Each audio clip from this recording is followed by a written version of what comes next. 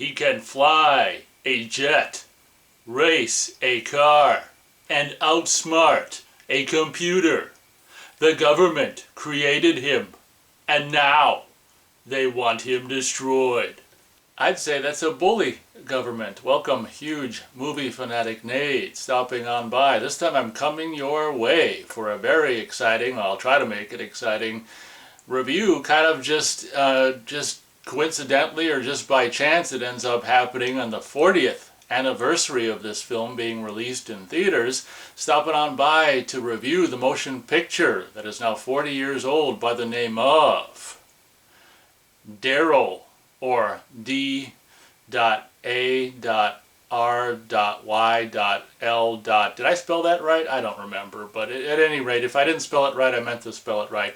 The motion picture by the name of D.A.R.Y.L that came out in 1985, I want to say. I looked it up, it might have been June or something like that. An exciting summer release, and I think this was the same year as that Explorers came out, quite possibly. And just like with Explorers, my history with D.A.R.Y.L goes all the way back to when it was new, brand new in theaters 40 years ago. I saw this in the theater in its initial run. And as a kid, I would have been 8 flippin' years old at the time. I can still remember vividly bits and pieces. Maybe I'll get into that further into the review. But yeah, as a kid, even I guess at 8 years old, I guess I was kind of a fan of like robots and stuff. So so when I heard about this movie about a boy robot or whatever the hell it was supposed to be about, I was like, oh cool. Just like with Explorers the same year, I think, having seen Explorers in the theater as well in its initial run in 1985. For the record, I like Explorers much more than I like D.A.R.Y.L, for reasons maybe I'll express in this review. But yeah, kid robot, I'm all into that. As as I get into the review, it's kind of like a little bit of a cheat, but I'll get there. But yeah, D.A.R.Y.L, and it's kind of funny because the only home video version of this, and this will kind of speak to maybe me not thinking too highly of this film, but the only home video version I ever owned of this, well, I guess I should say the only one that I ever owned and kept, was the original North American VHS release. The DVD, did come out and did go out of print. I can remember years ago, right around holiday time at Half Price Books, I did buy the, at the time, out of print D.A.R.Y.L DVD for $20, and I watched it. I'm like, God, that's not worth $20. So because it was the holiday time, I could return it with no questions asked. So, but cut to, like, I don't know if it was a couple of years ago, Vinegar Syndrome ended up doing a new 4K remaster of D.A.R.Y.L and put out their famous now 4K / Blu-ray combos. And honestly, I bought this movie for $20 and returned it. I'm not going to pay over $30 for the 4K that I can't use at this point, and so I can get the Blu-ray disc. So I never ended up doing that. But what prompted this whole review happening, and like I say, just by chance, for the 40th anniversary of the film's release, is that I actually was able to find the, I can only assume it's the same, Vinegar Syndrome 4K scan on iTunes for $4.99 before tax. So I'm like, you know what? I don't want to pay, I'm not going to pay upwards of $30 or more for this. It's not worth that to me. As you already know, I didn't even want to spend $20 on the DVD. I returned it, so I'm like, I can do $5 to basically quote unquote digitally own the the 4K / HD most recent best looking version of this film on home video, to quote unquote own it until they decide to delete it or whatever they decide to do. But for the record, I bought way back in, I don't know when the hell it was, 2000 maybe 9 or 10. I did buy Return to Sleepaway Camp on iTunes, and I'm pretty sure you can't buy it on there anymore, but my purchase is still valid, even though I don't think you can search it and buy Return to Sleepaway Camp on iTunes anymore. They never removed it. I can still access it, not that I ever do. I kind of just look at bits and pieces and the big tits chick running around and leave me alone, Alan, and boing boing boing or whatever. But yeah, so I mean, I bought that all them years ago, and they still honor my purchase of Return to Sleepaway Camp. So lucky me, I guess. But anyway, back to the review of D.A.R.Y.L. So I would have been a freaking 8-year-old, and it's just so crazy to think I was that young when I saw Explorers in the theater, when I saw D.A.R.Y.L in the theater, and as we'll get into, also the same age when I saw Clue, the the movie based on the board game in the theater as well. And there's some parallels between D.A.R.Y.L and Clue. There's a couple of an actor and an actress, two people at least from this movie that would go on to show up in Clue, as we'll get into. But anyway, the premise of the movie D.A.R.Y.L, and I gotta say, and I've said it before, like, if you first off the bat, the new HD, I mean, technically it's 4K. I don't have a 4K TV, so I'm only watching it in HD, but the 4K slash HD version that I got for $5 basically on iTunes is absolutely stunning. And I've said it before in reviews past of Blu-ray reviews and stuff that even if you're not, if you don't love a movie necessarily, like a really, really stunning, home video version of it or a new transfer can actually make you appreciate and maybe enjoy the movie that you maybe formerly didn't enjoy as much. It can make you, enjoy it more. And that, I found that very much to be the case with this, this new high definition slash 4K remaster of D.A.R.Y.L that I bought on iTunes for $5. And, I was like, wow, this is the best it's ever been since I saw it in the theater all those 40 years ago. And so I will say right off the bat that I probably enjoyed it more this time than I did when I, bought the DVD and then returned the DVD. But the opening to this movie, and it's funny because it's kind of it's almost, I think it's like, I think it might be 9 years after the grizzly bear movie by the name of Grizzly. They kind of rip off the same opening where it's just whatever, lush forest or mountains or whatever, and tweet tweet tweet tweet, and then a loud helicopter scares you and breaks the silence and flies into the screen. I think it happens backwards in this movie, where I think in Grizzly it comes into the shot and goes off into the distance. This one, it like just kind of comes right at camera and But the opening to this is basically ripping off the helicopter surprise opening that happened 9 years earlier, I think, give or take, on the film, on the was it William Girdler film by the name of Grizzly, which I'm more or less a big fan of. But the opening of this movie is actually really cool, and it should be said that this is like probably a family film, PG, probably about a kid, for kids or whatever. And I'll get into it. God dang it, this review's already really long. Anyway, I'll get into my thoughts. I've already shared my thoughts on this channel about, kids' films and how I think they're almost more horrific to watch than horror movies. We'll get there. But the opening of this movie is really kind of interesting, where there's no dialogue, and it's just, D.A.R.Y.L's in the backseat of this car. This guy's got maybe a lab coat. He's driving and kind of helicopter chasing, another car chasing, and he lets D.A.R.Y.L out. Kid goes up the mountain. There's some two elderly people, although they're looking younger every time I watch it because I'm getting closer to their age. The elderly people look younger every year, but to an elderly couple that ends up coming across D.A.R.Y.L up in the mountains, they're like presumably hunting or whatever. They end up finding D.A.R.Y.L, and this guy, was being chased by the car and the helicopter and stuff in a very it's really kind of cool, honestly, because I'd forgotten about this beginning. He lets D.A.R.Y.L off and then just kind of drives off this, off this cliff and smash into the river below or whatever. And I want to say the way it's shot and cut, I really think is kind of cool. Obviously, they probably had 3, 4, 5 cameras on this stunt with a car going over the cliff and smashing, onto its roof onto the water or whatever. But it's really cut in a really cool way, where instead of like using a shot going to this angle and back to this angle or whatever, each shot is just used once. So the initial shot going over, a far shot of it going down, shot of it landing, cut to, just a shot of the water coming right on camera. So it's like they never reuse a shot or whatever. That's just kind of editorially, I found that to be really kind of satisfying and cool, and really starts the movie in a really kind of a, hardcore way. Like, God, what the hell? This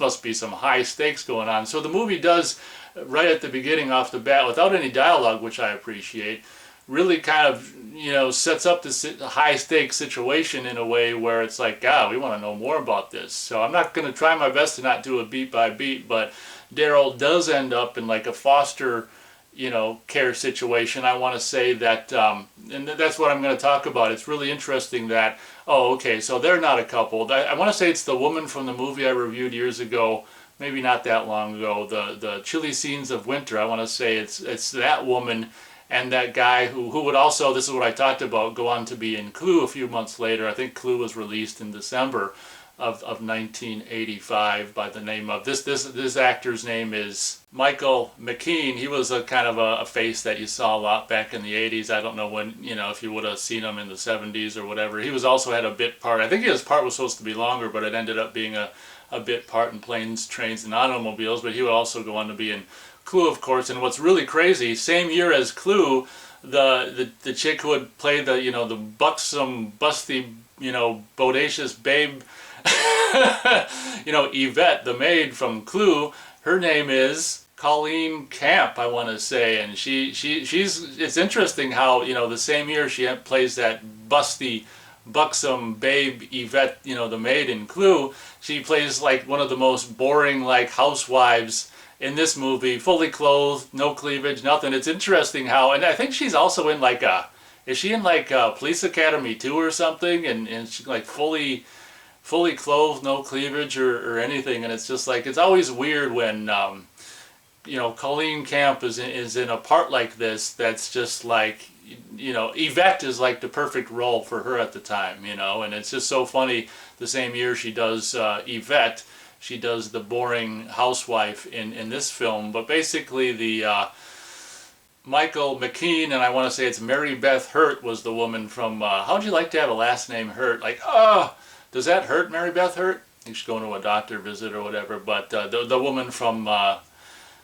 Chilly Scenes of Winter are basically foster D.A.R.Y.L for a short period of time. As the movie goes on, they kind of hope that the real parents won't come out of the woodwork and they'll be able to adopt them. I think I don't know. I don't think they ever go into it. Possibly she's sterile, the guy's sterile. They're both sterile. We can only assume they can't have their own kid. And I guess the characters of Michael McKean and Mary Beth Hurt characters are, kind of want to adopt a kid, and I guess what you got to do is foster one briefly or whatever for a while. I don't know if this is true back then, or probably true back then. Foster one for a while first or whatever before you adopt one. Whatever. There was rules back then, maybe not so much now, but there's probably still rules. Well, the rules, anyway, I won't get into that. That's a different video, but so, what ends up happening, this movie's kind of got like, I don't know what, two for sure, distinct halves or parts, where the first half is, D.A.R.Y.L basically, he's a kid who's got no memory of he's got no memory of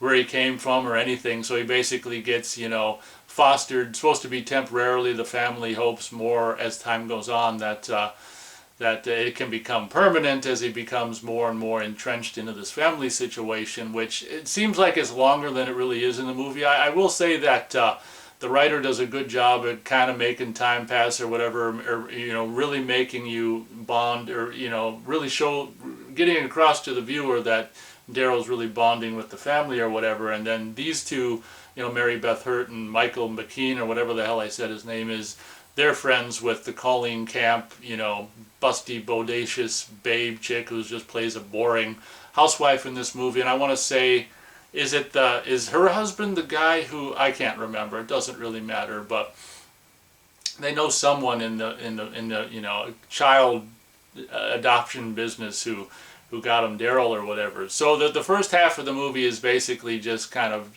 showing bits and pieces of D.A.R.Y.L, D.A.R.Y.L being different. And honestly, even at 8, obviously I felt kind of different for reasons you may or may not be aware of watching this video. I've talked about it maybe a little bit in videos past and stuff. There's only like nearly 2,000 videos for you to sift through if you want to go try to find it. I don't know where the hell I talked about it, but long story out so long, even at 8 I felt kind of, like a different kid, and I could really, it's so crazy how, thinking back on it, when I was watching this in the theater, like I was so self-aware. Like, you think of, like, as an adult now who's pushing 50, I think of an 8-year-old as just being basically a slab of flesh just walking around who eats and sleeps and, all that kind of stuff. But it's like, I can remember specifically watching this movie and being really touched with like that early scene of him just watching the kids play basketball and them being like, it was out, right? It was a foul. The ball was out or whatever.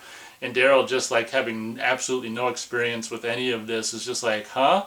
And kind of runs away, and the kids are like, God, he's weird. So I mean, I immediately like identified with Daryl, because I was kind of like this innocent kid, you know. I didn't have brothers or sisters, or, you know, so I was like an innocent kid, you know, and I wasn't really exposed to a bunch of garbage and trash that'd come later. But at that point, I was I was still a relatively innocent kid, and I really kind of identified with Daryl in the hard time he was having trying to fit into the normality, if you will, of the family. And I do want to say that I think it was a little bit selfish of this Michael McKean character to just kind of want, once he sees that Daryl can hit, you know, baseball all over hell, you know, just like every time it's like a home run kind of a thing. He of course he runs a little league thing, and he wants to get Daryl into the onto the baseball team so he can, you know, smoke the butts of, I try not to swear in reviews of, you know, movies that are PG, so I think I'm doing a good job so far, but I do think it's kind of, you know, whatchamacallit, just selfish of the Michael McKean character to just want to use Daryl to better his place in his little league baseball team that he's got going or whatever. So that's, you know, a big part of the movie, kind of like Sleepaway Camp. The first Sleepaway Camp, a lot of people complain about you know, there's such a long baseball scene. I love that scene in Sleepaway Camp. There's you know, there's a decent, if you like baseball, you might like the first half of this movie. There's a decent amount of, like, you know, little league baseball stuff in this movie, and some learning that goes into, you know, just Daryl. You know, I think they did this in like that Man of Steel Superman movie a little bit, and maybe they did it more with the Superman Clark Kent character in years past or whatever. I don't follow that very closely, but, you know, Daryl was to the point where Daryl was hitting a home run every time, and I can't remember.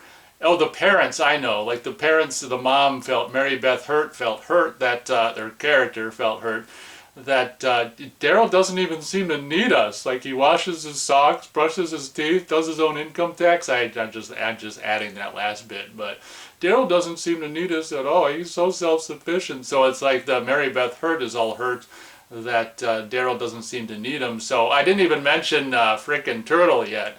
This kid seemed, even though, you know, I looked it up, Daryl, I think he's, the actor is 3 years older than I am. I would imagine the guy who played Turtle might be, you know, say 3 years older or something than me as well. But I remember watching this movie at 8 and just in the theater thinking, God, you know, Turtle just seems so old.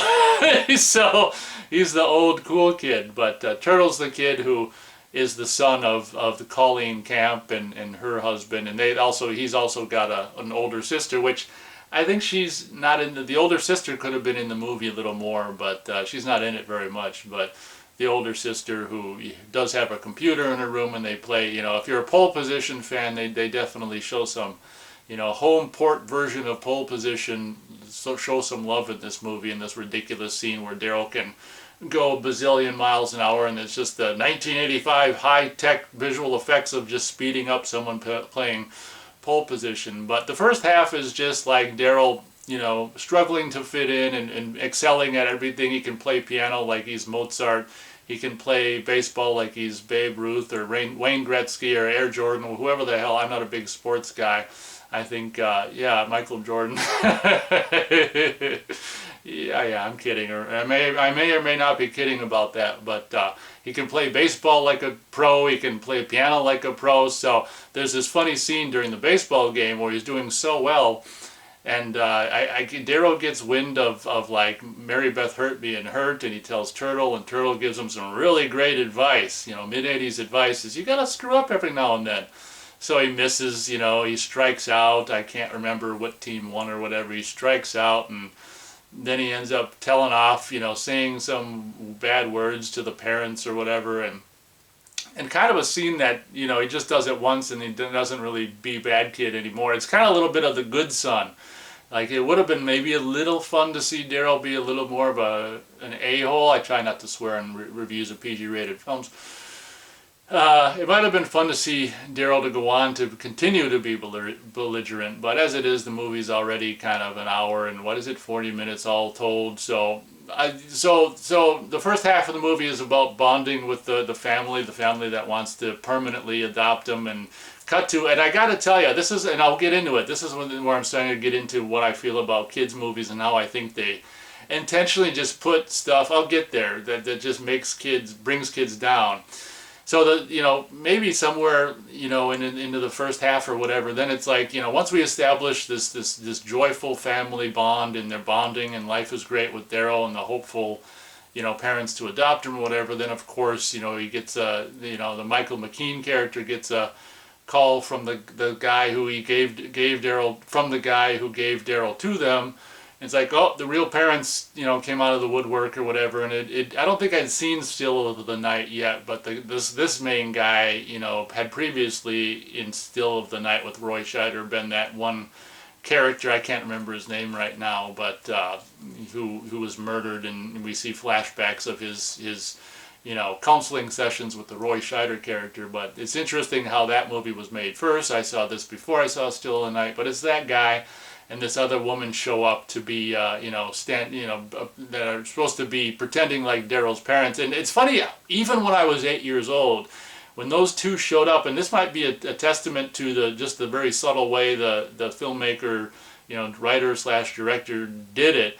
But even at 8 years old, when that guy and that woman showed up, I'm like, you know what, this is bogus. This ain't, Daryl's frickin' parents. I mean, first of all, the guy is probably a little too old. The woman just, they really had the woman play it where like just no emotion, just kind of like, if that was the real mom, she'd embrace the hell out of Daryl, and I don't think there was any of that. So we know, and I knew even as an 8-year-old kid watching this in the theater in 1985, that this is not his real parents. Sure enough, it's, a guy working for the government that developed Daryl. And I feel like this review's going on a little too long, so I'll try to cut to the chase. But the last half of the movie is basically about, we find out that Daryl is this experiment.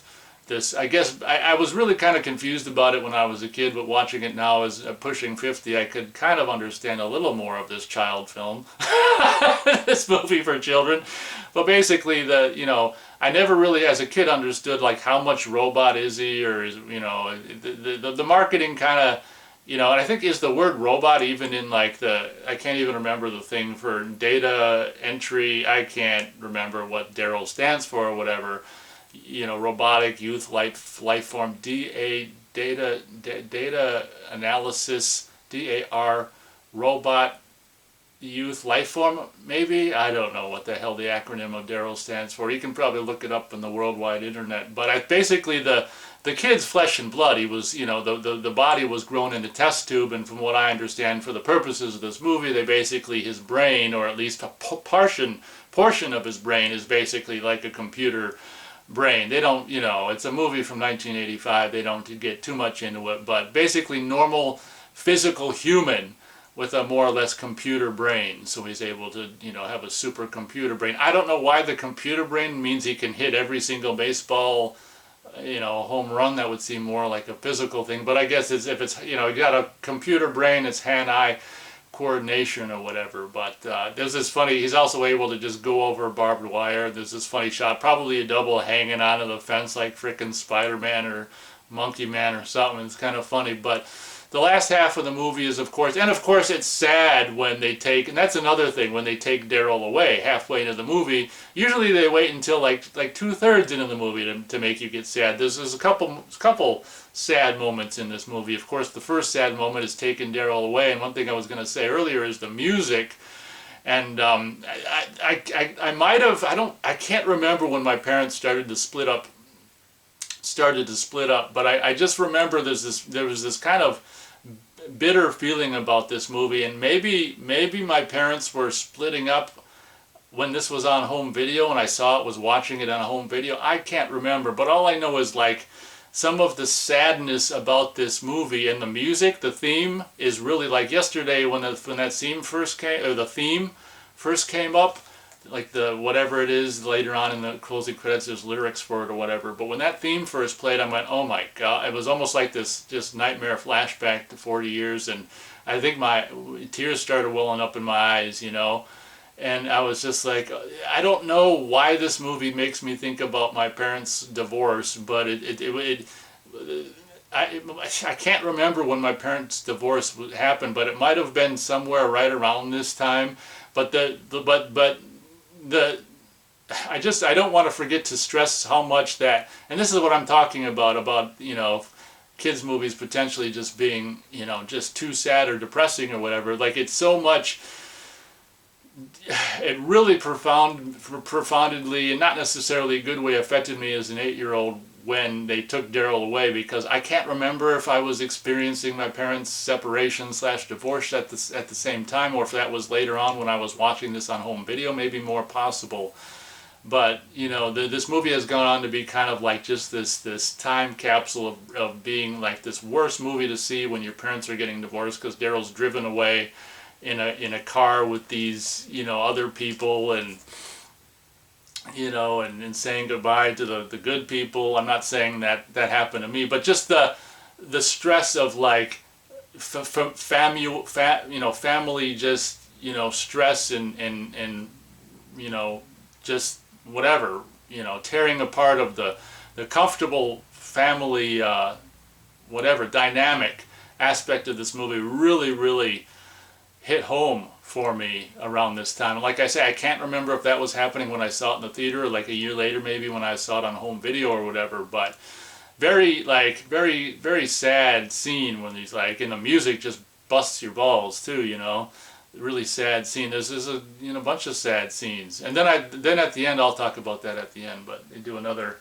I complain about E.T., like him dying and then coming back so soon. Like, it's even a shorter span of time at the end of Daryl. I don't think I probably won't even ruin it other than to say that. But so wrapping up the review, it really is kind of sad when they take Daryl back to the government facility or what. I can't even remember why. It's explained in the movie why the hell they make Daryl, and the government is just like, well, I guess this is a success or whatever, and I want you to now terminate the D.A.R.Y.L project because we're going to make a adult version or something. I'm not exactly sure how they're going to make an adult version. Like, wouldn't you have to grow it up like from birth, or you're just going to make a fully grown man just, like that, just start at 6 in the morning and he's going to be at 6 at night, he'll be a fully grown man. I don't know. It's a kid's movie from the mid-'80s. What the hell do they know? But the government a-hole is like, wants to terminate the D.A.R.Y.L project, and we're going to make an adult version of Daryl so we can, make super soldiers or whatever. So it kind of makes you wonder, maybe it's a little bit of a writing snafu or whatever, but it kind of makes you wonder, why didn't they just do that in the first place instead of doing the kid thing or whatever? But it's a movie or whatever, so what the hell. But so then the last half of the movie is, of course, Daryl trying to escape, the clutches, from the government. And it is really kind of interesting. I don't know if they do a movie like this nowadays, where like I watched it and I'm like, holy crap. So the United States government is like the enemy, is the bad guy in this movie. And then even to an extent where, then just like police cars and cops, and so all of the authorities that we, that we call authorities in our day-to-day lives are basically in this kids movie from the mid-'80s. The U.S. government and police and all the authorities are like the bad guys in this movie. So I found that kind of interesting, and just be like, wow, I don't think they necessarily do that nowadays. So I mean, like the police and the military are shooting at Daryl and chasing Daryl. They want to kill Daryl, and obviously there's a sad scene with this one guy, and I won't ruin that, but there's a sad scene closer to the end, and then there's this big slam bang scene where I think it's well known enough in the trailer or whatever. I can simply say he steals this, super duper plane that was also featured, I think, around the same time in the what's his name? He's still alive, unbelievably, and maybe he's finally going to retire from making movies. Clint Eastwood, I want to say, was it Firefox or something? I think he did a movie with the same kind of super plane. But Daryl hijacks his super plane to fly back home, and he may or may not succeed. But at the very end, there's a scene that's just like, because I'm one of my, I like E.T., but one of my big complaints with it is just like, having it be so sad only for like 3 minutes later to be happy. That's like a shorter period of time with the end of this movie or whatever. But yeah, I don't think I'm going to bitch too much about I think I said my piece about the fact that I'm not too keen. Like, watching some of these kid movies, the same thing with like you know, like 5 years ago or so, me and Beth rewatched Short Circuit 1 and 2, and I'm like, you know, seeing some of these kid movies through adult eyes, and it's just like they're smashing the robot to hell. Like, no, no, disassemble! You know, smashes his eye to pieces. No, and Michael, was it Michael McKean? He's in the Short Circuit too, ain't he? And it's like, no, disassemble. And it's just like these movies are almost more traumatizing to watch than horror movies. I wouldn't even say almost, they are.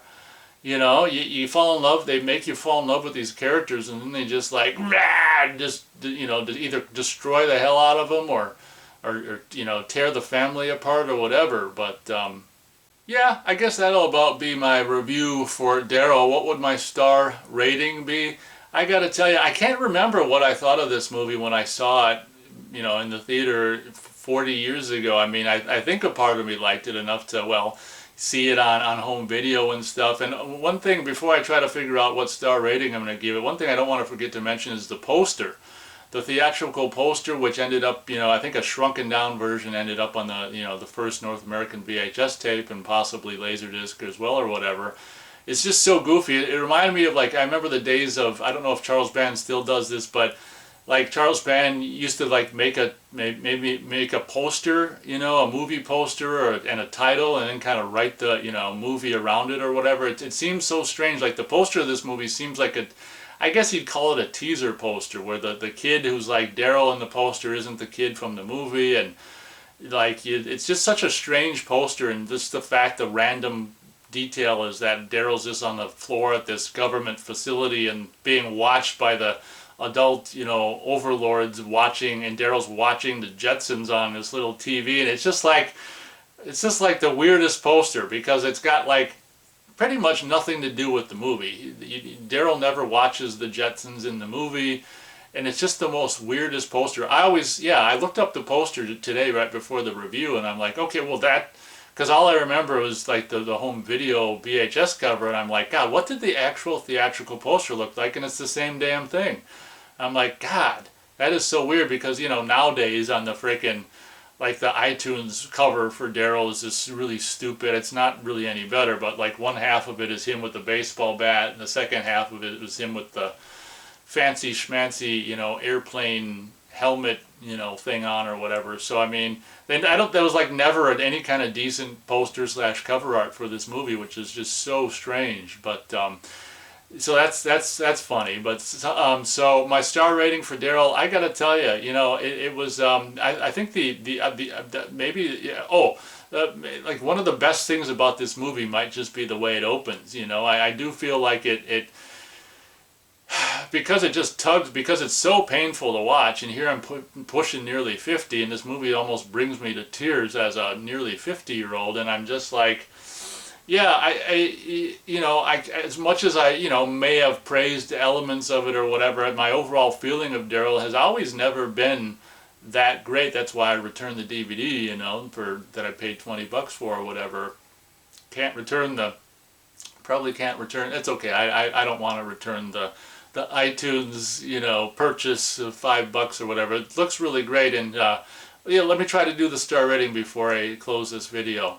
So the star rating will be, I guess I can go as high as 2.5 stars out of 4 stars for D.A.R.Y.L. It's never been, kind of like with Flight of the Navigator, which I'm pretty sure I've reviewed years ago already on this channel. Another movie from the 80s that I saw in the theater. Oh, that's one thing I want to mention, is like I could remember several of like the turtle jokes, and with the hooker calling his older sister a hooker, and you know, what's a hooker, and you know, this and that, and you know, when she's getting dropped off by the boyfriend on the scooter, and you know, bleep, bleep, bleep. I can remember the audience. There must have been a decent sized audience, because I can still remember reactions. But the thing I can really remember is just the spot when D.A.R.Y.L put the gum on the, you know, the cockpit camera of the super jet, and just like the audience was really laughing about that. And like I think they laughed again when the guy's like, yeah, a child with a stick of gum just, you know, rendered your $500 million aircraft useless. And so I remember the audience laughing at that. They laughed at a lot of the turtle, you know, the kind of the turtle character shenanigans and stuff. So the turtle, incidentally, it was a, you know, kind of a fun character, and obviously, you know, Yeah, it's kind of interesting how it's two, distinct parts. The first half is like Daryl, meeting the family and connecting with the family, and the second half is like kind of depressing. Daryl, I guess, kind of learns what he is or whatever, and the more, I guess, whatever technical aspects, and then the aspects of him trying to escape. One thing I will say in closing: how many times have I tried to close this review? Is like that one shot of, he's obviously, him playing pole position plays into the movie in real life, where he's got to drive the car to escape the authorities. Like I say, the military, the United States military and police forces are the mortal enemies of Daryl. They're trying to kill him, which is just like, God, that's such a sweet sentiment for a kids movie. But this cool shot where the Daryl goes over this jump, and the two cop cars on either side go flying this way, flying that way, kind of epic, action aspect or moment of this movie or whatever. But yeah, it's always a movie that when I think about it, I always kind of just feel depressed, when I think of Daryl. It's one of these kids movies, unlike for me, Explorers is that film from 1985 as well. I think is the exact opposite. I hear the word Explorers, and I just think, oh my God, wonder, just Jerry Goldsmith, bum bum bum ba-dum bum ba da da da da bum bum bum ba-dum bum. I just think just wonderment, in this really stupid third act, but the first two-thirds of Explorers kick butt, and I'm pretty sure I've reviewed that movie on this channel years ago as well. But Daryl, unlike Explorers, I never really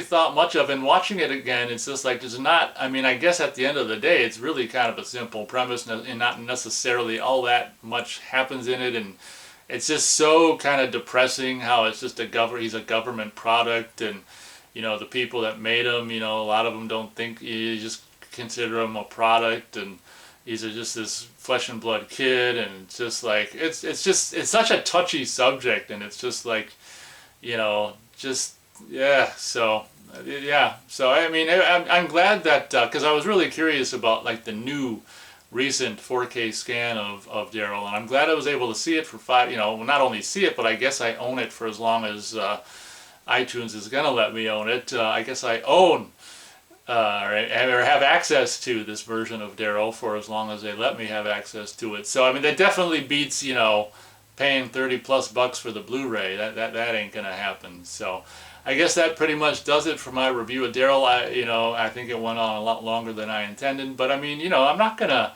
if I have this much to say about something, gosh darn it, I'm gonna say it. And I think I did a pretty good job of not swearing in this review of a PG-rated family film, because